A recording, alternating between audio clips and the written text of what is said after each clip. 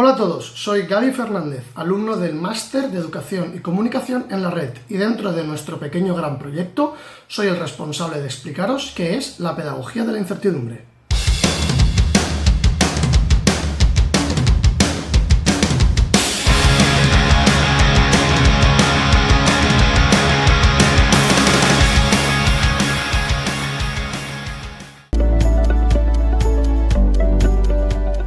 Dice García que a todos nos gustan las sorpresas, pero hasta que son las sorpresas que a nosotros nos gustan.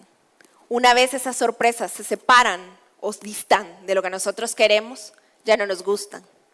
Y eso tiene que ver porque una sorpresa siempre entraña algo de magia, hay un poco de misterio, hay incertidumbre y hay curiosidad.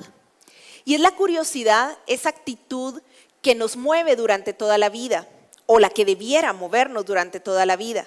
Siempre estamos buscando verdades para avanzar, respuestas. Lo que no muchas veces estamos buscando son preguntas.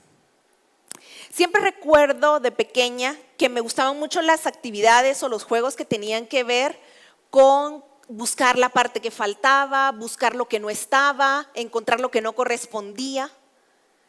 Y también durante mis años de colegio recuerdo mucho a mis profesores cómo estimularon esa duda, la curiosidad, la incertidumbre.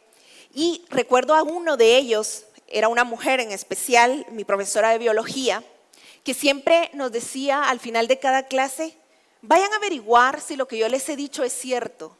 ¿Cómo saben que no las estoy engañando? Eso, durante toda mi formación, hizo que me convirtiera en una persona curiosa y que más que apuntes en las clases, lo que tenía eran preguntas. Eso entonces motivó en mí una actitud de búsqueda, de seguir cuestionando, de no creer las cosas que me decían a la primera, sino de ir y verificar si era cierto o no. Tristemente, no todo el mundo tiene acceso a una educación como esa. A veces la educación parece que mata la curiosidad. De mis años escolares recuerdo, y felizmente lo hago, que en lugar de que ese espíritu de curiosidad y de incertidumbre que mis profesores promovían, en lugar de convertirme en una persona insegura, con dudas o temores, hizo de mí una persona segura de mis ideas, de mis convicciones, incluso de mis propias incertidumbres.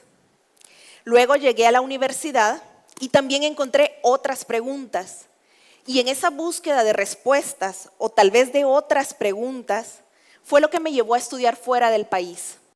Bien, si tenemos en cuenta lo que acaba de explicar María Celada en su charla de TEDx, podemos entender que para comprender esta pedagogía hay que entender qué significa la incertidumbre en sí, es decir, esa idea de lo aleatorio, lo que no está controlado, lo que genera duda, curiosidad e incluso miedo, ¿no? Y ella está comentándolo muy bien relacionado con el tema de la educación, es decir, estamos acostumbrados a entender el conocimiento como verdades absolutas, como bien explicaba ella en su anécdota, cuando su profesora les decía, salid y comprobad lo que os digo. Pues esa sería la pedagogía de la totalidad, que es a lo que estamos más o menos acostumbrados. Imaginaros cualquier aula que hayamos vivido en la que tenemos a todos los alumnos colocaditos y sentaditos atendiendo hacia el profesor, que está explicando un aspecto, un concepto, un contenido, un saber, que puede ser del libro o puede ser desde otro tipo de soporte, y que se le da automáticamente la idea de veraz, de real, de cierto, por lo que él está contando, por de dónde viene el conocimiento, porque la idea es que ese conocimiento es total y sincero y auténtico, no es planteable ninguna duda. Por eso mismo, la pedagogía de la incertidumbre trata el conocimiento de otra forma, lo trata como experiencia. En vez de ver esa imagen que hemos visto anteriormente, vamos a pensar en un debate en donde los alumnos están divididos en dos grupos y el profesor simplemente hace de moderador al respecto de un tema de conocimiento, en donde ellos han buscado esa información y están tratando, intercambiando ideas e intentando convencerse. En ese momento, el contenido, el conocimiento, no es una realidad absoluta, sino que está siendo utilizado, se está viviendo. Cada uno de los alumnos, cada una de las alumnas, va a tener una experiencia que va a modificar su forma de entender la realidad. Eso, a grandes rasgos, es la pedagogía de la incertidumbre, es decir, un método de enseñanza que se basa en utilizar el conocimiento como experiencia, no como realidad absoluta, sino para lograr que cada individuo desarrolle sus realidades, su subjetividad. El elemento clave en la pedagogía de la incertidumbre es la subjetividad. Si nos fijamos, está muy relacionado con la teoría del caos y está muy relacionado con que el alumno viva la educación, la interprete y la sienta, como pudieran ser, por ejemplo, escuelas como la escuela Waldorf.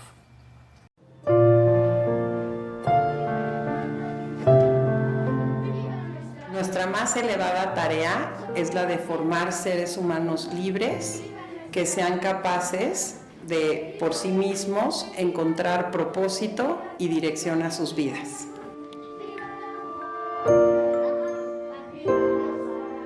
Lo que nos motivó a iniciar con un proyecto de educación Waldorf es ofrecer en México un sistema de educación diferente a los que existen.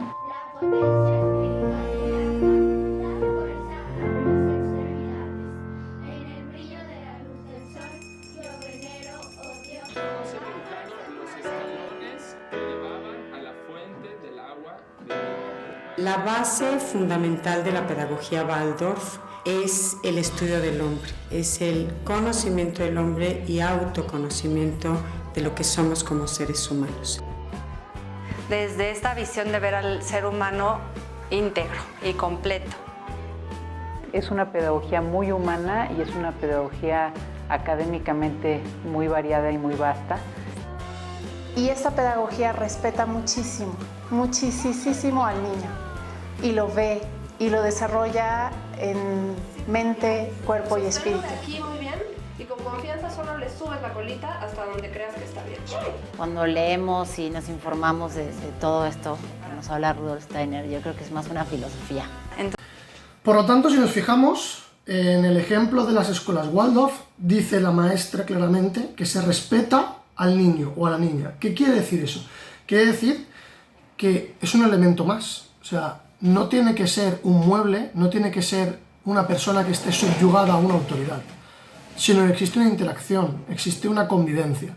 Por tanto, tomando este ejemplo, entendemos que la pedagogía de la incertidumbre, como hemos dicho antes, ese elemento de la subjetividad, ese elemento de la convivencia que acabamos de ver, son claves. ¿Por qué? Porque si entendemos que estamos vivenciando el conocimiento y que cada persona tiene una construcción de la realidad en función de su contacto con esa materia, con ese conocimiento, con esa teoría, también existe una subjetividad que hay que entender.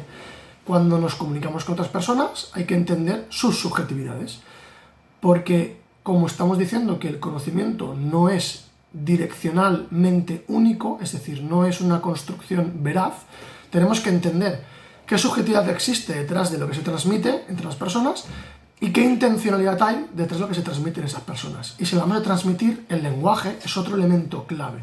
Por lo que estamos hablando en todo momento de una interacción directamente real, en donde todos los elementos tienen la misma importancia, alumno, maestro, contenidos, todo es exactamente igual. Es decir, es una convivencia en donde no existen pretensiones de poder, sino de validez, de argumentación, donde estamos problematizando el contenido que nos sirve para desarrollar un pensamiento crítico y una construcción de nuestra propia identidad, de nuestra propia realidad, de nuestro propio conocimiento.